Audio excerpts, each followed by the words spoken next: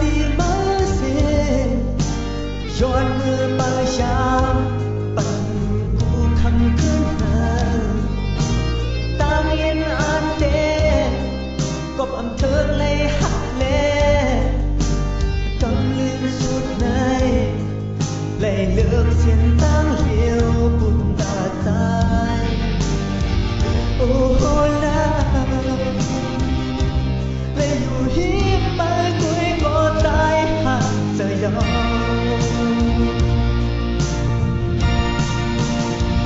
choán hết năm dương sờ một hôn trời áo ya mưa hót mây nắng giặt bàn mây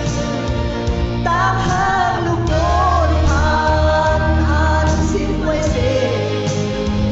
lắc sơ với chuông quan nắng kinh tọt mà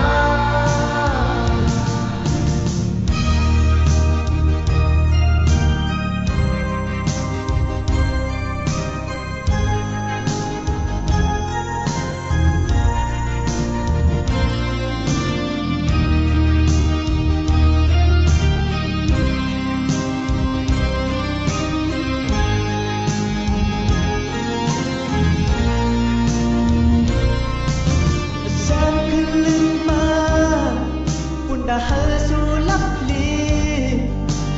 sai yon hôm qua liệt tình sinh ngoan thân có nam xuống sơ lấp từ áo